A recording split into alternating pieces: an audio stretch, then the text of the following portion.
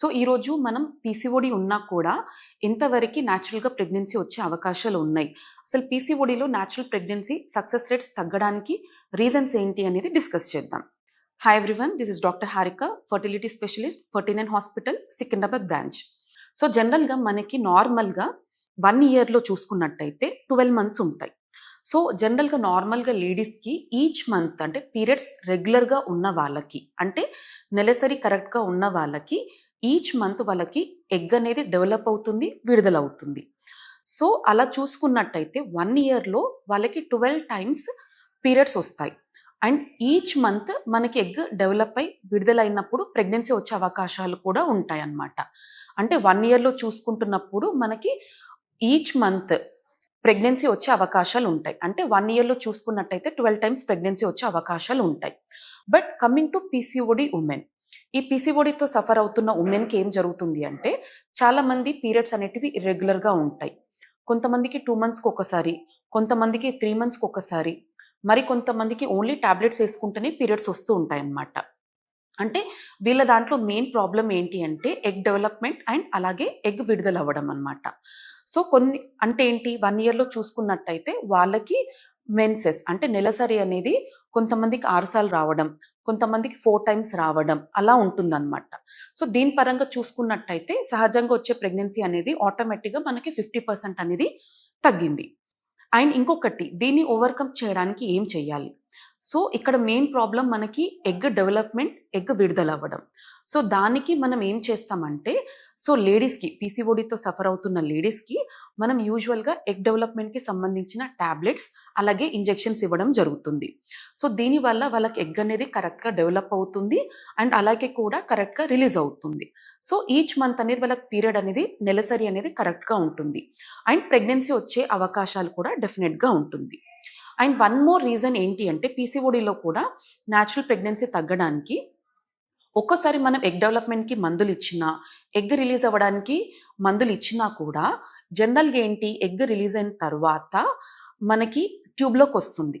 జనరల్గా పీసీఓడి ఉన్న వాళ్ళకి ఎగ్ షెల్ అనేది, అంటే అండంకి చుట్టుపక్కల షెల్, బయట పొర ఏదైతే ఉంటుందో జనరల్గా పీసీఓడి ఉన్న వాళ్ళకి కొంచెం మందంగా ఉంటుందన్నమాట.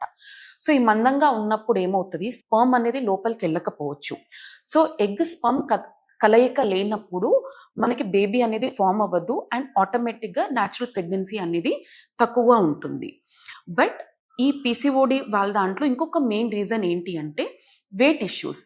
సో జనరల్గా పీసీఓడితో పాటు ఒబెసిటీ అనేది కూడా గమనిస్తూ ఉంటాం. అంటే ఏంటి, పీసీఓడి ఉన్న ఉమెన్ చాలా అధికంగా బరువు ఉంటారనమాట. ఇది ఎందుకు వల్ల వస్తుంది అంటే, మెయిన్గా ఈ హార్మోనల్ డిస్టర్బెన్స్ వల్ల అండ్ అలాగే కూడా ఇన్సులిన్ రెసిస్టెన్స్ అనే కండిషన్ వల్ల కూడా బరువు అనేది అధికంగా పెరుగుతారు అండ్ కొంతమందికి షుగర్ వచ్చే ఛాన్సెస్ కూడా ఉంటుందన్నమాట. సో న్యాచురల్గా ప్రెగ్నెన్సీ ప్లానింగ్ చేసుకునే ముందు కూడా వెయిట్ రిడక్షన్ అనేది చాలా మ్యాండేటరీ.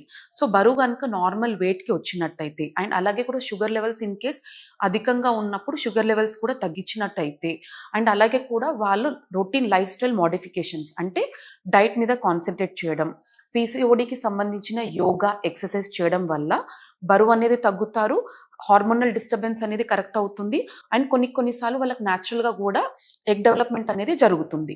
దానితో పాటు వారు correct under guidance of infertility specialist treatment కనుక తీసుకున్నట్టయితే డెఫినెట్గా ఎగ్ డెవలప్మెంట్ అవుతుంది, ప్రాపర్గా ఎగ్ రిలీజ్ అవుతుంది అండ్ ఆటోమేటిక్గా న్యాచురల్ ప్రెగ్నెన్సీ రేట్స్ అనేటివి కూడా డెఫినెట్గా చూస్తూ ఉంటారు. మనం ఈరోజు ఈ వీడియోలో myths and facts about PCOS గురించి డిస్కస్ చేద్దాం. సో చాలామందికి పీసీఓఎస్ అనగానే చాలా వరకు అపోహలు ఉంటాయి. సో ఫస్ట్ మెయిన్ మిత్ వచ్చేసి, పీసీఓడి ఉంటే సహజంగా ప్రెగ్నెన్సీ అనేది రాదు.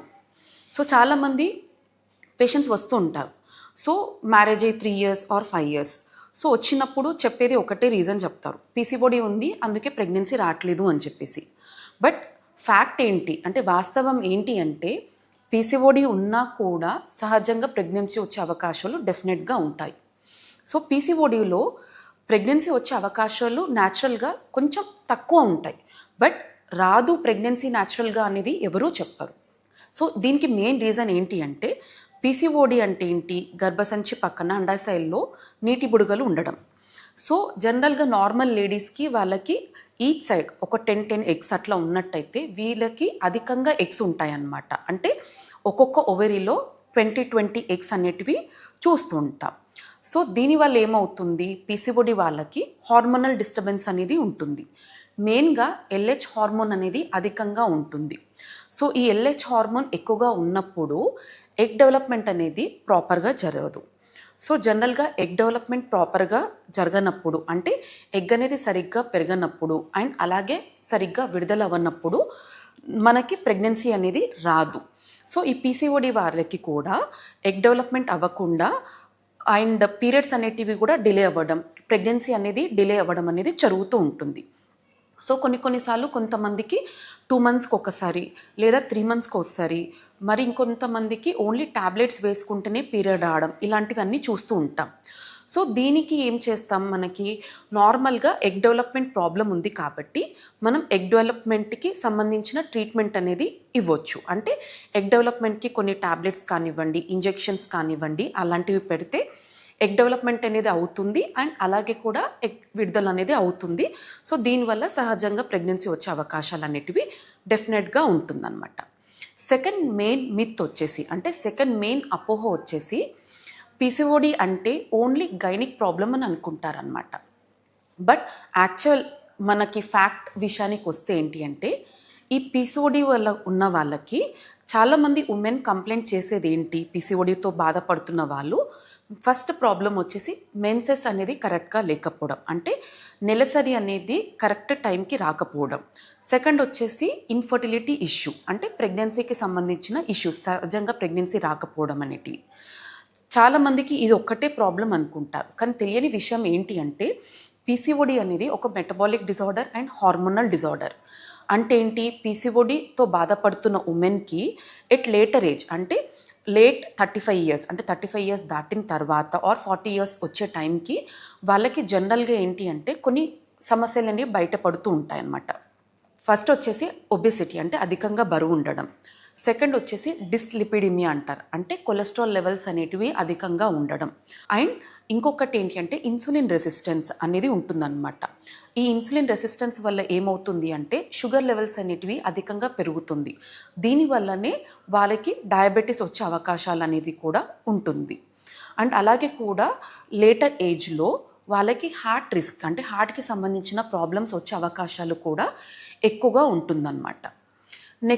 నెక్స్ట్ మిత్ వచ్చేసి, అంటే థర్డ్ మిత్ వచ్చేసి, పీసీఓడి అంటే ఓన్లీ ఐవీఎఫ్ ట్రీట్మెంట్. పీసీఓడిలో ప్రెగ్నెన్సీ రావాలి అంటే ఓన్లీ ఖచ్చితంగా ఐవీఎఫ్ ట్రీట్మెంటే తీసుకోవాలా అనేది కూడా చాలామంది అనుకుంటుంటారు. సో పీసీఓడి అంటే పీసీఓడి ఉన్న వారికి ఫస్ట్ లైన్ ఆఫ్ ట్రీట్మెంట్ అనేది ఐవీఎఫ్ ఎప్పుడు అడ్వైస్ చేయమండి. సో జనరల్గా ఏంటి, పీసీఓడితో బాధపడుతున్న ఉమెన్కి సహజంగా ప్రెగ్నెన్సీ వచ్చే అవకాశాలు తక్కువగా ఉండడం కరెక్టే, బట్ సహజంగా ప్రెగ్నెన్సీ రాదు అని చెప్పడం మాత్రం రాంగ్.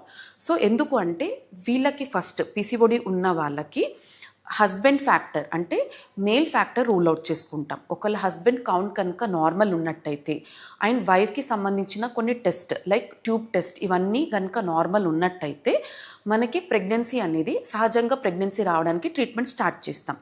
అది నథింగ్ బట్ ఓవ్యులేషన్ ఇండక్షన్ అంటారు.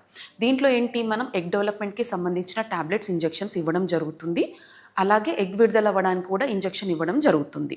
సపోజ్ సహజంగా ఒక 6 మంత్స్ వరకు కూడా ప్రెగ్నెన్సీ రానప్పుడు నెక్స్ట్ ప్లాన్ ఆఫ్ ట్రీట్మెంట్, అంటే నెక్స్ట్ ట్రీట్మెంట్ యూజువలీ ఐయుఐ, అంటే ఇంట్రాయూట్రైన్ ఇన్సెమినేషన్ అనేది అడ్వైస్ చేస్తూ ఉంటాం.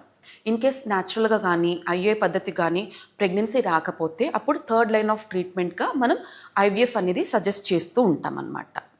సో నెక్స్ట్ ఫోర్త్ మిత్ వచ్చేసి పీసీఓడి. చాలామంది పేషెంట్స్ అంటుంటారు, పీసీఓడి ట్రీట్మెంట్ తీసుకున్నాం, పీసీఓడి తగ్గింది, బట్ ప్రెగ్నెన్సీ రాలేదు. అంటే ఏమనుకుంటారు, పీసీఓడి 3 మంత్స్ కోర్స్, అంటే 3 మంత్స్ హార్మోనల్ పిల్స్ అనుకుంటారనమాట. సో 3 మంత్స్ హార్మోనల్ పిల్స్ తీసుకోగానే పీసీఓడి, అంటే ఎగ్స్ అనేటివి కరెక్ట్ సైజ్కి వచ్చాయి, పీసీఓడి అనేది తగ్గింది అని అనుకుంటారు. బట్ వాస్తవానికి ఏంటి అంటే పీసీఓడి అనేది డిసీజ్ కాదు. ఈ పీసీఓడిలో మనకి మెయిన్గా ఎగ్స్ అనేటివి అధికంగా ఉంటుందన్నమాట. సో మీరు 3 మంత్స్ పిల్స్ ట్రీట్మెంట్ తీసుకున్నప్పుడు హార్మోనల్ డిస్టర్బెన్స్ ఏదైతే ఉంటుందో అది కరెక్ట్ అవుతుంది. దానివల్ల మీకు నెలసరి అనేది కరెక్ట్ అవుతుంది, బట్ ప్రెగ్నెన్సీ వచ్చే అవకాశాలు ఉండవు.